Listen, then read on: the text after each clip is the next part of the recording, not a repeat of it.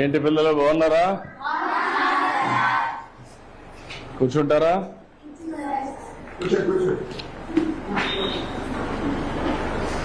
ఏంటంతా 8th class అందరూ బాగా చదువుకుంటున్నారా? Okay, ఈరోజు మనందరం కూడా మీ సోషల్ సైన్స్ అంతా కూడా మీకు ఒక అవగాహన ఉంది, అవునా కాదా? మీ టీచర్ బాగా చెప్తున్నాడా? ఓకే, ఈ సంవత్సరం మీరంతా కూడా 8వ తరగతిలో సోషల్ సైన్స్ చదువుకుంటున్నారు. ఇప్పుడు మనం ఈరోజు ఒక పని చేద్దాం. సిద్ధంగా ఉన్నారా? అందరూ అటెన్షన్ లో ఉన్నారా? వేరే ఎక్కడ ఆలోచనలు ఉన్నాయా? మళ్ళా నేను అడిగి చెప్పగలుగుతారా? నేను చెప్పింది యాజ్ ఇట్ ఈజ్ మీరు చెప్పాలి, సరేనా? సిద్ధమేనా? ఓకే, మొదటి టాపిక్. ఎవరన్నా హోంవర్క్ చేసుకొని వచ్చారా? చదువుకున్నారా? చదువుకున్నారా ఈ సబ్జెక్టు? అయితే నేను బ్రీఫ్ గా చెప్తాను. చెప్పిన తర్వాత మీరు ఏదైనా అడిగితే సమాధానం కూడా చెప్పాలి. చెప్తారు కదా? ఓకే, మొదటి సబ్జెక్ట్ వచ్చి మనకు వనరులు. వనరుల గురించి మనకు ఒక చిన్న కథ. మోనా, రాజు తమ ఇంటిని శుభ్రపరుస్తూ వాళ్ళ తల్లితో గడుపుతూ ఉంటారు. అప్పుడు ఈ బట్టలు, పాత్రలు, ఆహార ధాన్యాలు, దువ్వెన్లు, తేనె సీసా, పుస్తకాలు చూడండి. వీటిలో ప్రతి ఒక్క దానికి ఉపయోగం ఉంటుంది అనింది. ఎవరు? మోనా చెప్పింది. అందుకే అవి ముఖ్యమైనవి, ఇవి అన్ని కూడా వనరులు అని ఎవరు చెప్పారు? అది అయిన తర్వాత వనరులు అంటే ఏంటి అని రాజు వాళ్ళ అమ్మని అడిగాడు. అడిగినప్పుడు వాళ్ళ అమ్మ చెప్పింది ఏం చెప్పిందంటే, మన అవసరాలు సంతృప్తి పరచడానికి ఉపయోగపడేది ఏదైనా సరే అది ఏమంటారు? వనరులు అంటారు. మీ చుట్టూ ఒకసారి పరిశీలిస్తే అనేక వనరులు మీరు గమనించవచ్చు. తాగేదానికి ఏం కావాలంటాం? తాగినప్పుడు దాహం వేసింది, ఏం చేస్తారు మీరు? వాటర్ తాగుతారు. తాగినప్పుడు దాన్ని ఏమంటారు? అదే సమయంలో మీ పాఠశాల అయిపోయింది, ఇంటికి పోవాలి. దేంట్లో పోతారు మీరు? బస్సులో పోతారు. దాన్ని ఏమంటాం? వనరులు అంటాం. అదే సమయంలో మీరు చదివే పాఠ్య పుస్తకాలు, దాన్ని ఏమంటారు? ఎందుకు వనరు అంటున్నారు? ఉపయోగపడుతుంది కాబట్టి. మీ నాన్న ఇంటికి పోతానే మీకేదో తినిబండారం ఇస్తాడు. దాన్ని తాజా కూరగాయలతో కూడా తయారు చేస్తాడు. దాన్ని ఏమంటారు? వనరులు అంటారు. ఎందుకు?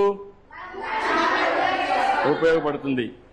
నీరు, విద్యుత్, అదే మాదిరిగా బస్సు, కూరగాయలు, పాఠ్య పుస్తకం, ఇవన్నీ కూడా వనరులు. ఇవన్నీ కూడా తయారు చేసినప్పుడు నేరుగా కానీ వస్తువులతో తయారు చేస్తారు, అవునా కాదా అని అడుగుతున్నా మిమ్మల్ని.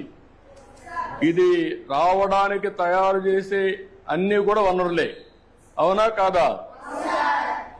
కాబట్టి ఏదైనా ఒక వస్తువు వనరులుగా ఏ విధంగా మారుతుంది అని రాజుకు అనుమానం వస్తుంది. రాజుకు అనుమానం వస్తే వాటికి విలువ ఉన్నప్పుడే వస్తువులు వనరులుగా మారుతాయి. ఉపయోగం ఉన్నప్పుడే వనరులు అనుకుంటాం. ఉపయోగం లేకపోతే మనం అది వనరులుగా పరిగణించాం, అవునా కాదా?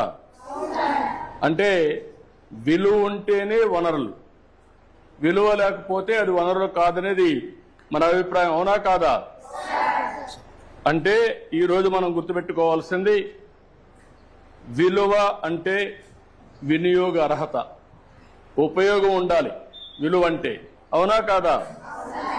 అదే సమయంలో మీరు ఒకటి గుర్తుపెట్టుకోవాలి, లోహాలు ఉంటాయి. కొన్ని విలువ కలిగి ఉంటాయి. మీరు ఇంకా చదువుకుంటా ఉంటే నాలెడ్జ్ని పెంచుకుంటూ పోతే మీకు అనేక విషయాలు తెలుస్తూ ఉంటాయి. ఈరోజు రాళ్ళు రెప్పలు ఉంటాయి, అందంగా ఉంటాయి, దానికి విలువ ఉండకపోవచ్చు, కానీ రెండూ కూడా ముఖ్యమైనటివే. మానవ సహజ వనరుల్లో ఇంకొక విధంగా అవసరాలు తీరుస్తాయి. ఇప్పుడు రాయి ఉంది, మీకు ఉపయోగపడదు, కానీ రాయి వల్ల ఏమవుతుంది, కంకర తీస్తారు, అక్కడ కూడా ఉపయోగపడుతుంది. ఈ విధంగా వనరులుగా పరిగణిస్తాం. సమయాన్ని బట్టి వనరుల యొక్క విలువ పెరుగుతుంది, అవునా కాదా? ఈ విషయంలో మీరు ఒకసారి చూస్తే మీ ఇంట్లో ఒకరుంటారు, మీ ఊర్లో ఆయుర్వేద మెడిసిన్ చేస్తూ ఉంటారు, కానీ దానికి విలువ లేదనుకుంటాం. కానీ దాన్ని పేటెంట్ చేసి దాన్ని కానీ మార్కెటింగ్ చేయగలిగితే ఆటోమేటిక్గా కోట్ల వేల కోట్ల రూపాయలు వస్తాయి. దానికి కావాల్సింది తెలివి కావాలి, పేటెంట్ చేసుకోవాల్సిన అవసరం ఉంది. అంటే దీన్ని బట్టి మీరు అందరూ ఆలోచించుకోవాల్సిన పిల్లలు, సమయం, సాంకేతికత అనేటి వస్తువుల్ని వనరులుగా మార్చి రెండు ముఖ్యమైన అంశాలు. రెండు ఇలాంటివి మనం ఆలోచించినప్పుడు మీరు చాలా సమస్యలు చూస్తూ ఉంటారు, సమాజంలో చాలా వనరులు చూస్తూ ఉంటారు. ఆ వనరుల్ని మీరు నెక్స్ట్ లెవెల్కు తీసుకపోతే దానికి కావలసింది జ్ఞానం కావాలి, చదువు కావాలి, ఇన్నోవేషన్గా తయారు కావాలి. అప్పటికే దానికి విలువ పెరుగుతుంది. వనరులు అనేటివి 3 రకాలు ఉంటాయి. సహజ వనరులు, ఈరోజు కొండలు ఉన్నాయి, మీరు సృష్టించారా? ఎక్కడి నుంచి వచ్చాయి? నేచురల్గా వచ్చాయి. ఈరోజు నీళ్లు ఉన్నాయి, ఎక్కడి నుంచి వస్తున్నాయి? నేచురల్గా వస్తున్నాయి. ఇవన్నీ ఏమంటారు? సహజ వనరులు. రెండోది, నీరు నుంచి కరెంటు తీస్తాం, అవునా కాదా? నీరు నుంచి పంటలు పండిస్తాం, దాన్ని ఏమంటారు? Man made. ఇవన్నీ మానవ నిర్మిత వనరులు. ఇవన్నీ ఇంకొక పక్క మానవ వనరులు.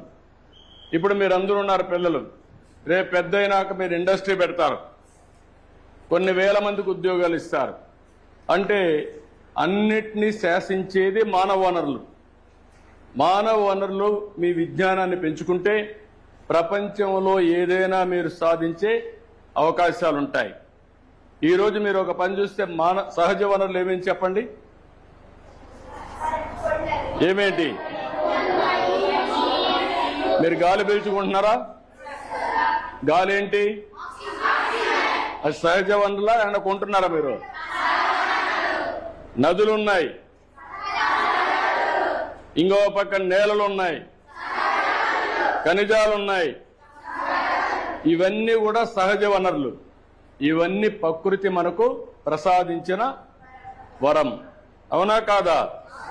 దీన్ని ఫ్రీగా మీరు ఉపయోగించుకోవచ్చు, అవునా కాదా? అదే మరిగా సహజ వనరుల్ని స్థూలంగా పునరుత్పాదక కాని వనరులుగా విభజిస్తాం. అంటే ఏంటి మీరు అందరూ ఆలోచించుకోవాలి. పునరుత్పాదక వనరులు అంటే ఏంటి? అంటే దీంట్లో నుంచి మనం ఇప్పుడు ఉదాహరణకు మీ ఊర్లో ఈ మధ్య కాలంలో సోలార్ వచ్చిందా? సోలార్ దేంట్లో నుంచి కరెంట్ వస్తుంది? కాదమ్మా, సోలార్ ఎండ నుంచి వస్తుంది, అవునా కాదా? ఎండ నుంచి కరెంట్ వస్తుంది కాబట్టి కరెంట్ ఏమైనా అయిపోతుంది, ఎండ అయిపోతుందా? తెల్లవారితే ఎండ వస్తుందా లేదా? కాబట్టి దీన్ని ఏమంటారు? పునరుత్పాదక వనరులు, అవునా కదా? అంటే అన్ఎండింగ్ అన్నమాట. ఎంత కరెంటు కావాలన్నా ఉత్పత్తి చేసుకోవాలంటే మీ ఇంటి పైన మీరేం చేయాలి? సోలార్ ప్యానెల్ పెట్టుకుంటే దేనికి ఉపయోగించుకోవచ్చు? ఇంటికి వాడుకోవచ్చు. నువ్వు సైకిల్ కానీ ఈవీ సైకిల్ తీసుకుంటే ఏ మాత్రం తొక్కే పని లేకుండా ఇంట్లో నుంచి నేరుగా స్కూల్కి రావచ్చు, స్కూటర్ మారిగా, అవునా కాదా? అది పునరుత్పాదక వనరులు. పునరుత్పాదకం కాని వనరులు అంటే ఏమున్నాయి? మీకు ఒక ఐడియా ఉందా? అంటే ఒకసారి ఈరోజు కొన్ని వేల సంవత్సరాల నుంచి భూమిలో బొగ్గు వస్తుంది, అవునా కాదా? సహజ వనరులు వాయువు వస్తుంది, పెట్రోల్ వస్తుంది. ఇవన్నీ ఎక్కడి నుంచి వస్తాయి? భూమిలో నుంచి వస్తాయి. అవి ఎన్ని సంవత్సరాలు, కొన్ని యుగాలుగా, తరాలుగా ఉండి అక్కడి నుంచి అభివృద్ధి అవుతాయి, అవునా కాదా? దీన్ని ఈ రెండు కూడా మనం గుర్తుపెట్టుకోవాల్సింది. ఇలాంటివన్నీ కూడా మీకు ఒక ఐడియా ఉండాల్సిన అవసరం ఉంది. ఇంకో పక్క మానవ నిర్మిత వనరులు అంటే మీరు మనం ఏం చేయగలుగుతాం అనేది గుర్తుపెట్టుకోవాలి. ఈ రోజు మీరు ఒకసారి చూస్తే ఇనుము ఉంది. ఇనుముకు కావాల్సిన రా మెటీరియల్ ఎక్కడి నుంచి వస్తుంది? ఐరన్ ఓర్ కావాలా. ఎక్కడి నుంచి వస్తుంది? భూమి నుంచి వస్తుంది. అక్కడి నుంచి ఇనుము తయారు చేస్తారు, దాంతో వస్తువులు తయారు చేస్తారు. ఏమేమి తయారు చేస్తారు? ఇప్పుడు మీ ఊర్లో ఇక్కడ ఉంది, అడుంది, అదేంటది? విండో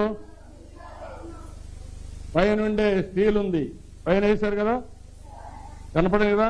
మీ ఇల్లు కట్టారు కదా, రోడ్లు వేస్తారు కదా, అదే మరి మీ బస్సులు ఉన్నాయి కదా, ఇవన్నిటికీ ఇనుము వాడుతున్నావా లేదా?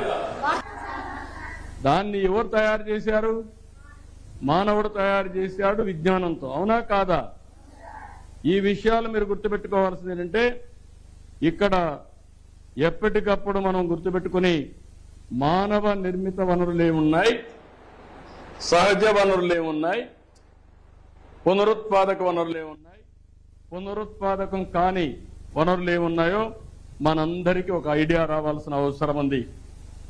ఇక్కడ మానవ వనరులు అనగానే జ్ఞానం, నైపుణ్యం, సాంకేతిక కలిగిరి మనం కొత్త విషయాలకు ఆవిష్కరణ గాని మనం ఏ విధంగా ఉపయోగించుకోవాలో ఇవన్నీ ఉపయోగించుకోవాల్సిన అవసరం ఉంది. మానవ వనరులు అనగానే విద్య, ఆరోగ్యం, ఇవన్నీ విజ్ఞానాన్ని చదువు ద్వారా రోజు రోజుకు పెంచుకుని మీరు సహజ వనరుల్ని మానవ నిర్మాత్మకమైనటువంటి ప్రయోగాలు చేసి మీరు దాంట్లో నుంచి వాల్యూ అడిషన్ తీయాలి. ఇంకొక పక్కన మీకు ఇవన్నీ చెప్పిన తర్వాత మోనాకు ఒక డౌట్ వస్తుంది. ఒక కళ వచ్చింది. ఆ కళ ఏంటి? భూమిపై నుండే నీళ్లన్నీ ఇంకిపోయినాయి, తాగేదానికి నీళ్లు లేవు, చెట్లన్నీ ఎండిపోయినాయి, నీడ లేక, తినడానికి తిండి లేక చాలా ఇబ్బందులు వచ్చాయి. ఈ కళ పీడకల, అవునా కాదా? ఆ పీడకలను తల్లికి చెప్పింది. ఇది సాధ్యమా? ఇది జరుగుతుందా? నీళ్లు కనపడుస్తున్నాయి, చెట్లున్నాయి, అన్ని బాగానే ఉన్నాయి కదా అని అడుగుతుంది. అప్పుడు వాళ్ళ అమ్మ అంటుంది, అవును, మనం తగిన జాగ్రత్తలు తీసుకోకపోతే పునరుత్పాదక వనరులు ముందు చాలా కొరత రావచ్చు. పునరుత్పాదక కాని వనరులు ఖచ్చితంగా తరిగిపోతాయి. దీనికి మనం ఏం చేయగలమని రాజు అడుగుతాడు. చాలా చేయొచ్చు. వనరుల్ని జాగ్రత్తగా వాడుకోవాలి. ఈరోజు మీరందరూ ఉన్నారు ఇక్కడ. వనరుల పరిరక్షణ